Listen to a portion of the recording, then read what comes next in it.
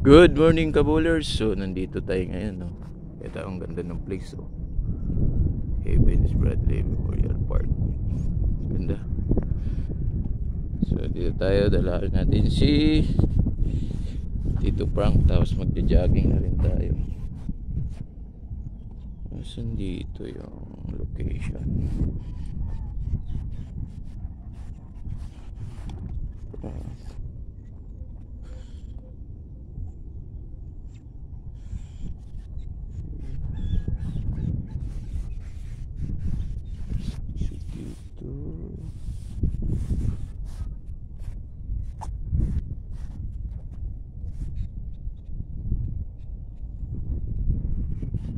Tayo. Matagal-tagal natin siya huling nadalaw. Kalimutan ko na saan yung location.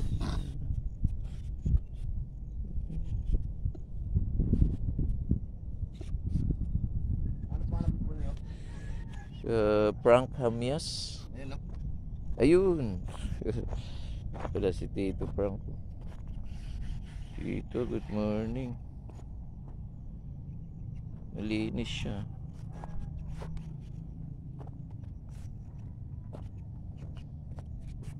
Yan. Building naman, nalinis siya.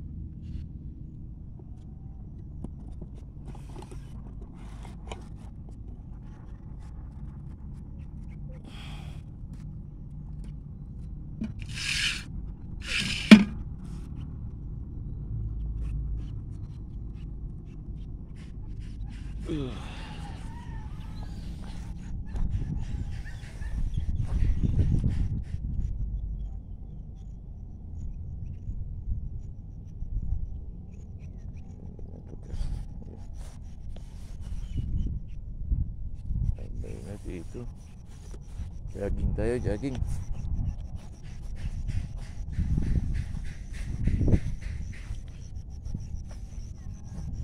Location, no?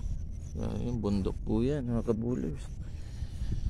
Ngayon pala Friday, August 25. Diba? Hindi na tayo. Saan natin set up yung camera? Tatakbo na lang siguro ako doon.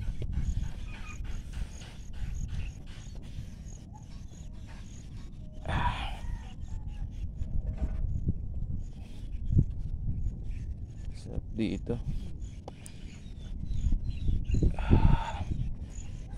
Papakondisyon tayo kasi lapit na yung mga laro-laro ulit. Kailangan natin maging matatag ulit.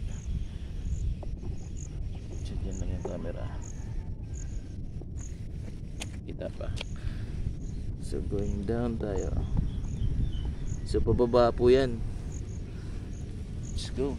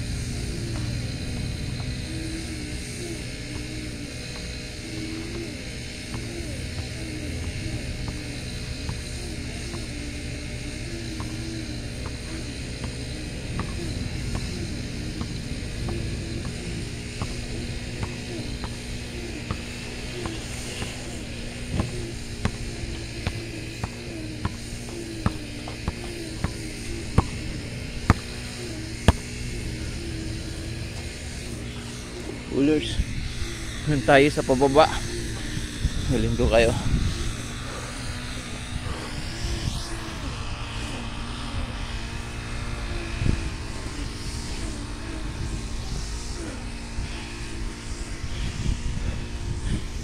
Ito yung secret place na dati kong pinupuntahan.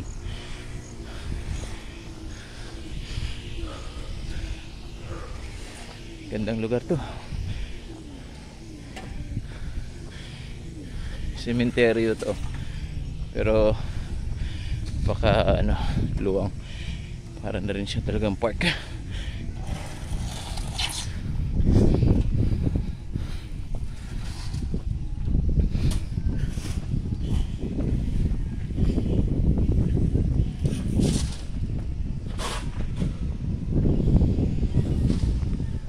As you can see, there's trees,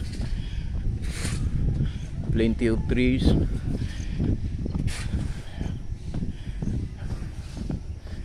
Narinig niyo ba yung mga huni ng ibon?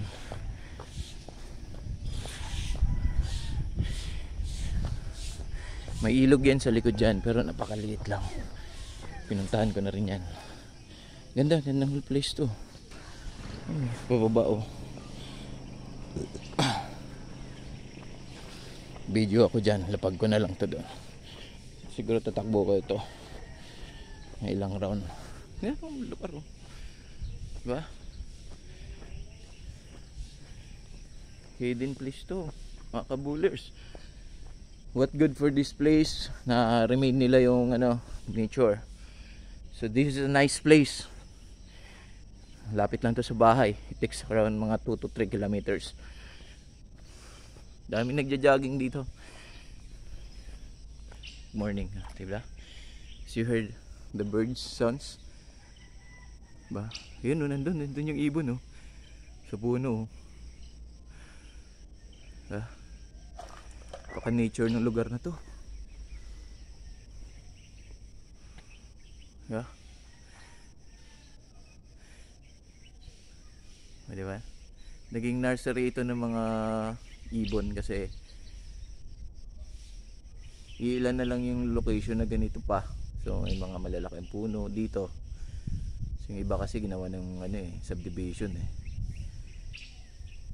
So when it comes to this kind of place, alam mo kasi minsan talaga dapat well balanced. So wala namang problema kung papatayo tayo ng mga bahay. But nasa sacrifice dyan yung nature nga. For example, yung tirahan ng mga ibon. So yun, nakakalungkot, pero sa Quezon City, which is dati kong location na tinitirahan, may mga ganito din, pero masyado na talagang crowded. So I decided to move here in San Pedro Laguna, which is a nice decision dahil yung place hindi pa siya overcrowded. At the same time, ano, yung hangin talaga dito fresh talaga.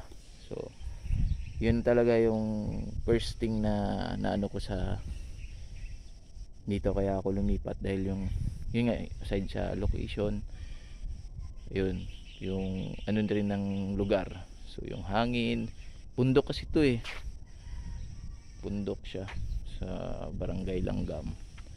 So yun, saka yung siguro para ka na rin nasa probinsya dito eh, para ka na lang talaga nasa probinsya. So yun, ganda oh. So nga mag-hunting dyan eh, babalikan yung kabataan, manguhuli ng tikling, kasi nakikita ko daming tikling dyan. There was a time na nandito ako, medyo maiksi pa yung mga damo-damo na yan.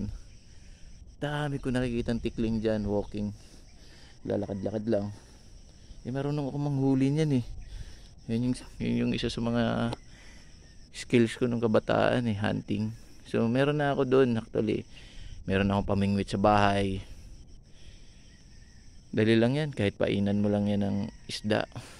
Kaso siyempre, yan naman eh, for fun lang, pero wag na lang.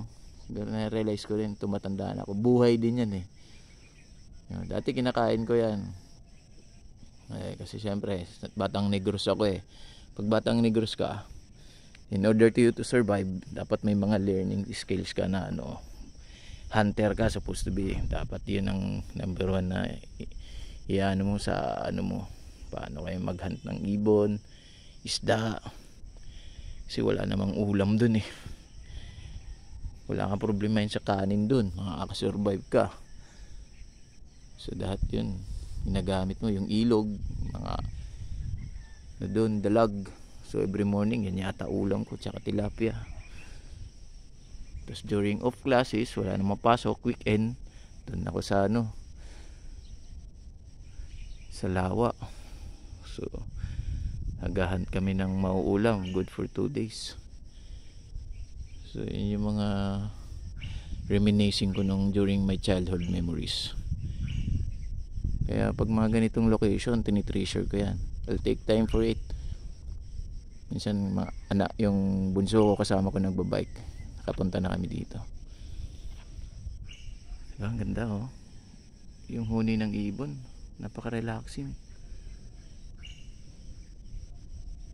Diba? Yung ibon pa lumilipad oh. Diba? Kahit mahirap ka, kahit sakto lang yung pera mo, pero kapag ganito naman yung surroundings mo, I think you live more than 70-80 years old. Kaya mong mabuhay kasi aside for fresh yung mga kinakain mo, stress free ka dito eh. Unlike pag nasa city ka, di ba, work for the money, hindi mo na maano yung health mo. Kailangan natin to, yung mga ganitong moment, time to relax, time to relax, time to get through, time to get cool.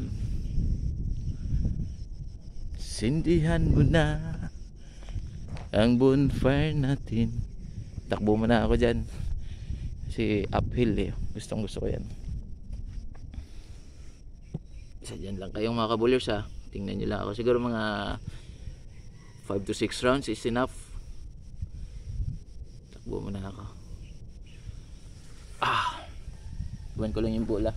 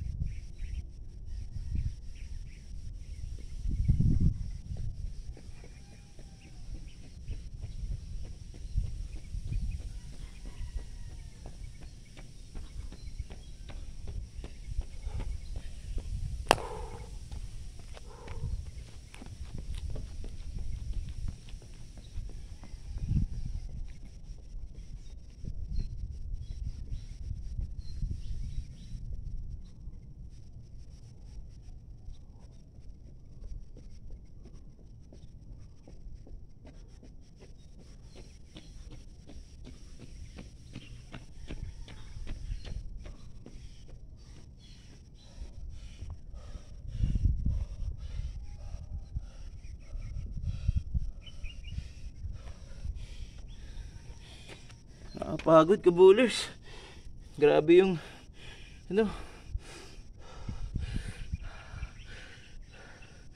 grabe yung velocity, napaka heavy mo pagdating na dun sa taas. Bigat. Sarap. Ang ganit na dun area, makunat eh. Dalawa pa. Ayan. Tigil na tayo. Isa.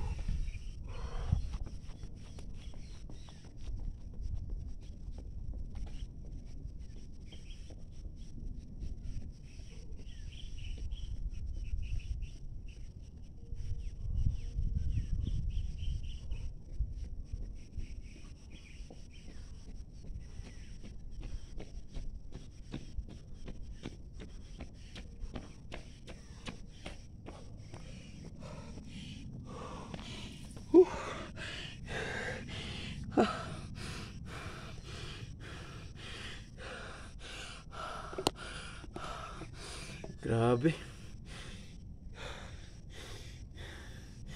I feel tired. Sobrang pagod ko.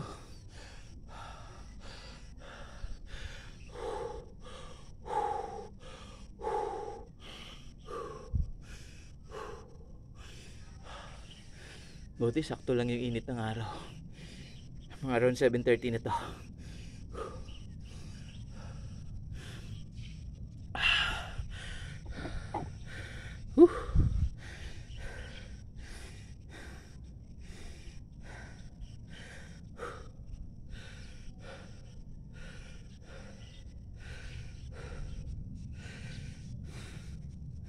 Magpo 40 years old na tayo, kabulers.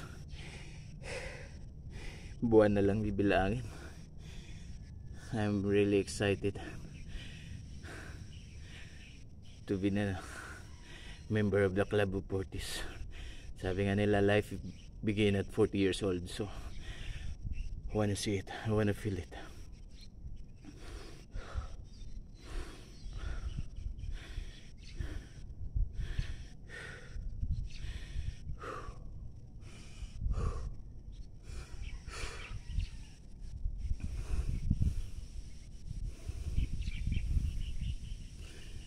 Dito naman sa mundo, lilisan tayo eh.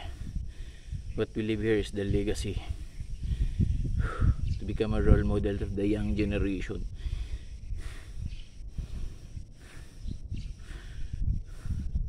So ini-encourage ko dyan yung mga kabataan na kailangan makapagtapos kayo, iwasan yung bisyo.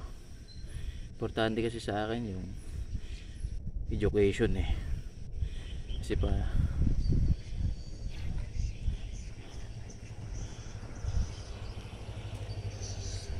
education kasi parang passport mo yan eh. Kahit saan ka pupunta, pag meron ka nyan, nakaka-survive ka.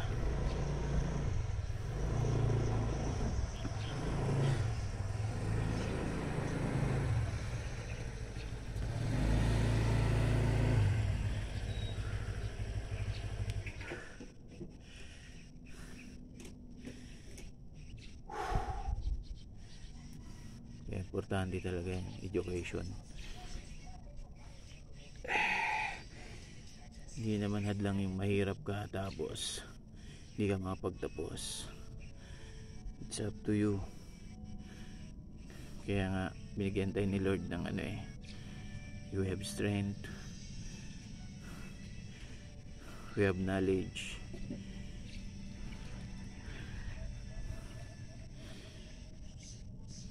Kailangan lang natin gamitin yun in the right way. As like I said, surround yourself the people na makakatulong sa'yo sa pag-angat mo. Di mo kailangan sobrang galing, di mo kailangan maging magaling. Sa mundong ibabaw, hindi mo kailangan umangat sa lahat para patunayan na magaling ka. Sino pa yung tahimik? Sino pa yung pakiti-ngiti? Siya pala yung may alam. Yung barya, pag nilaglag mo maingay, di ba? Yung buo, pag nilaglag mo tahimik.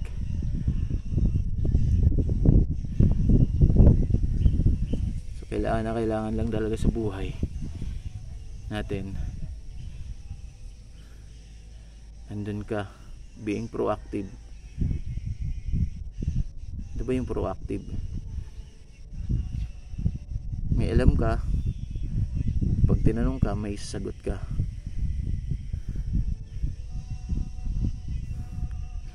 Hindi mo kailangan maging pabida.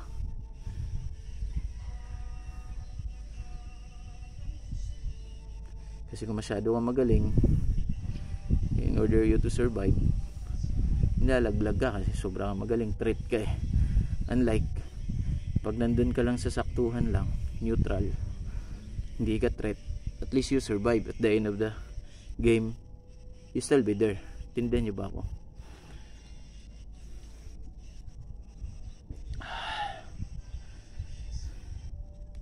Yaso. Si tatay oh.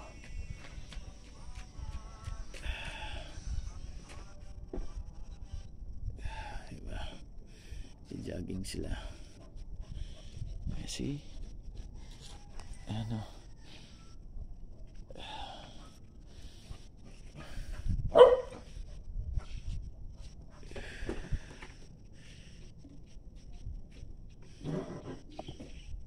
So yun, kabowlers.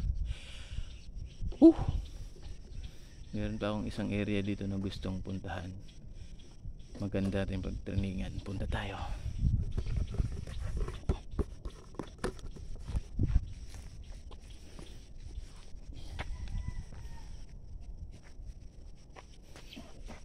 I think I forgot my key.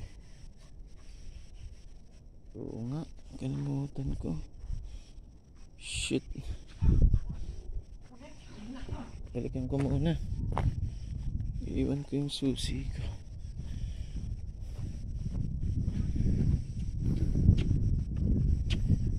Ay, punta mo tayo doon. Takbo muna tayo. Wow.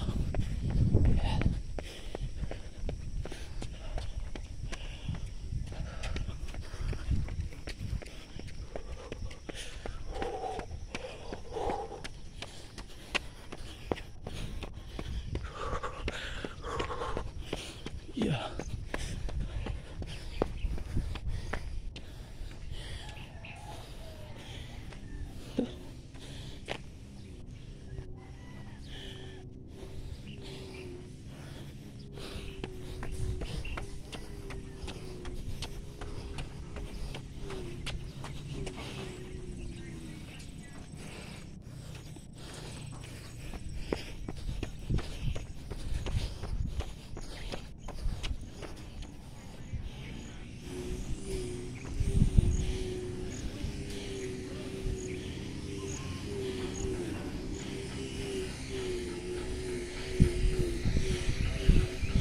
Yun, hanap ko yung susi ng motor ko.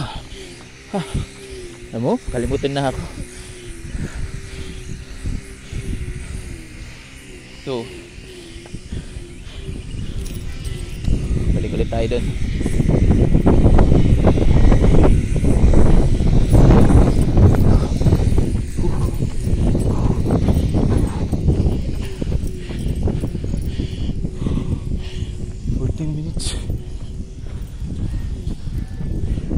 Ito na tayo sa shortcut.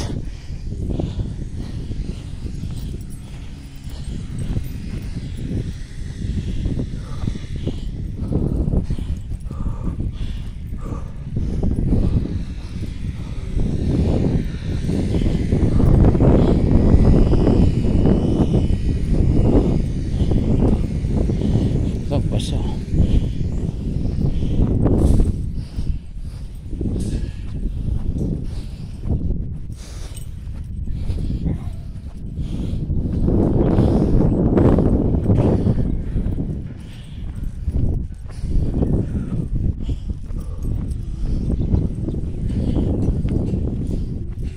Lapit na tayo, kabowlers. Konting lakad na lang.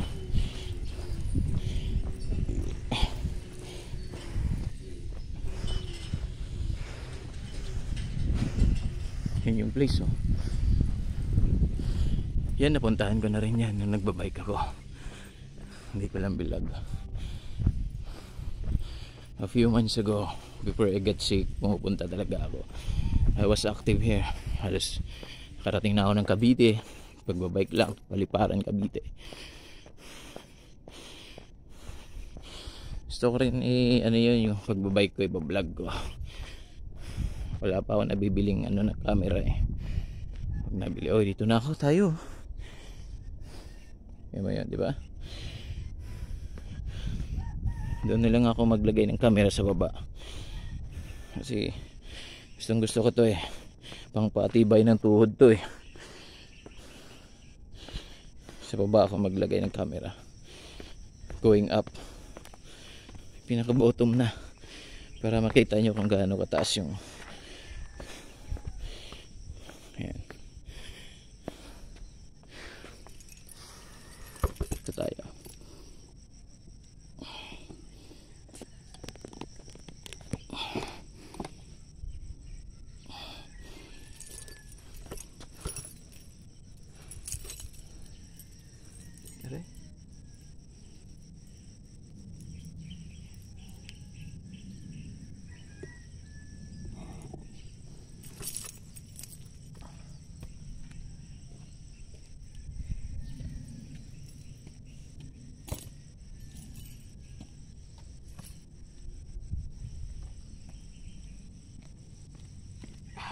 That's it.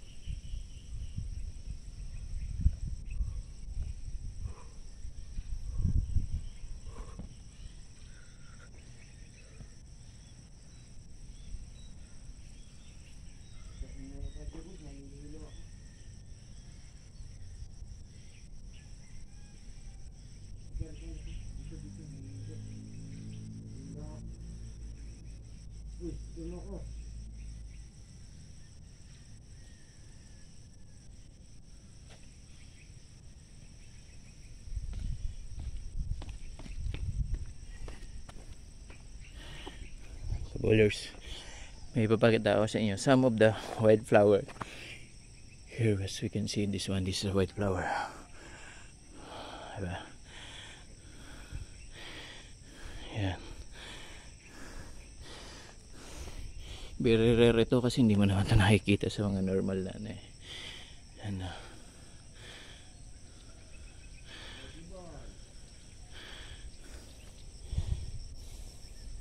Yan na naman sila tatayo. Yan na.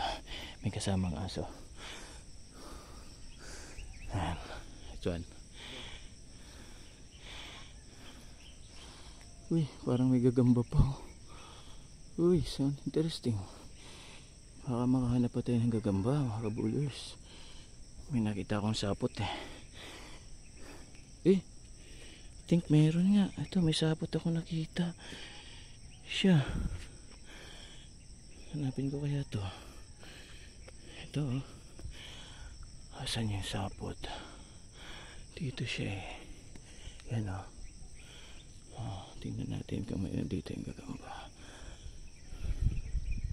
Ito yung sapot Yan kabulers sapot.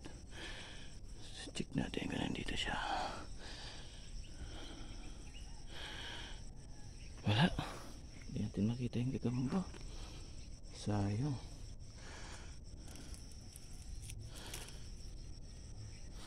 Hanap pa tayo ng wildflower dito. Malaking gagamba to. Tigas ng sapo to.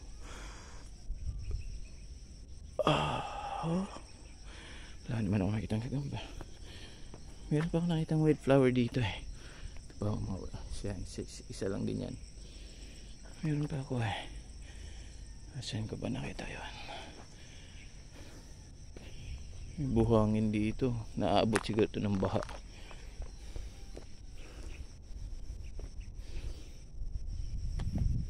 Saan pa nakita yung isa pang wildflower? Prutas pa nga eh. Ito. Wildflower din to. Ayan o. White naman siya. Ooh, di ba? Amazing. Beauty. It's a white one. Ito po. Di ba ang ganda? Ito. Dito isa sa baba oh. Ito may isa dito. Wala violet naman. This one is nice. Small. Very small. Kasi meron pa yan. Maliit lang siya. Very small. Ito sobrang liit naman. Ang ganda din. Diba?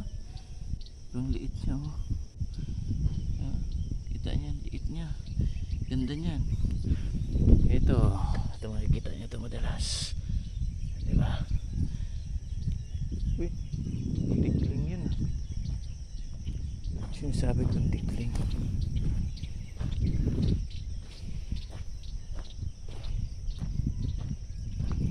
Ito. This one. Diba? Ito. Blue ternate ba ito? Hindi. Ayan, that one. Parang orchids.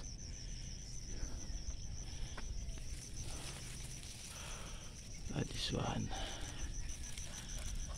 This is nice. Oh, interesting. Perfect. Again, yung kanina yung mga ano dito marami siya oh. Ayan, plenty dito. Ayan. Ito naman iba rin to, pero hindi siya nagpa-flower. Ito. Saan na ba? I couldn't see in camera. Yan. Siguro yan na yung pinaka-flower niya. Diba? I think yan na yung pinaka-flower niya. Saan pa ba? Ito siya. Pinaka-ano. Oh, diba? Amazing. This one is nice. Ito, familiar to kahit sa probinsya namin. Ipil.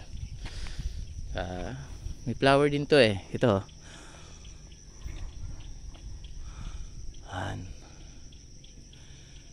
Flower din siya. Mas may gaganda pa to pag bumuka. Wala tayong nakita bumuka dito eh. Pero I think yan yung pinaka flower niya. Ito marami oh. Yan oh. Yan, this one is nice. This one is nice. Then dami nyo. Plenty. Talhin ko kayo sa madalas may nakikita akong mga tikling. Narinig ko kanina may tumulog na naman tikling. Punta ako. Kasi daming basura. Ayun, bola natin sa shoes. We still have 2 minutes na lang. Yun oh. Narinig niyo yun? Tikling yun. Tingnan natin kung may makita tayo. Daming basura dito. Ayun oh. Ayun oh.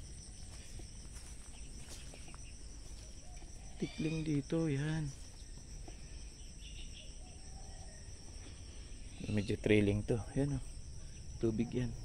Ito yung sinasabi ko sa ilog.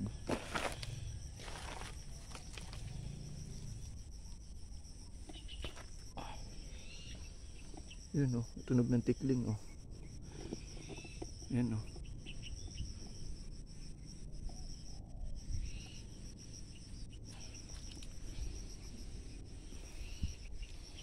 Little bit adventure in it.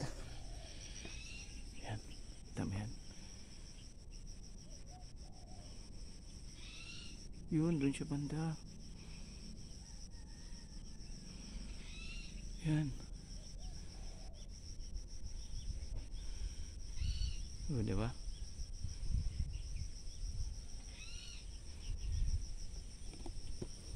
Tahan natin. May 2 minutes pa tayo eh. Lapitan natin ng konti. Suka lang.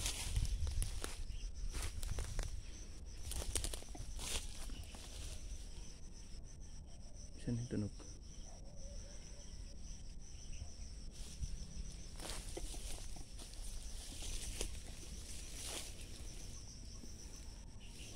Yung nakano pa ako kabulers oh. Kahubad. Katin ito.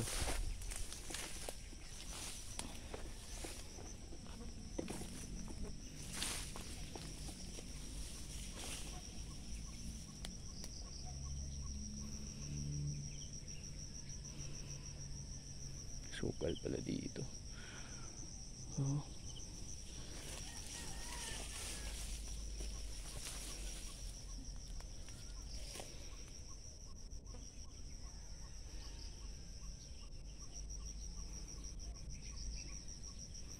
So dito na tayo mga kabowlers, no? Maraming salamat sa pagsubaybay sa mga hindi bumitaw. Thank you and God bless you. Till next vlog tayo.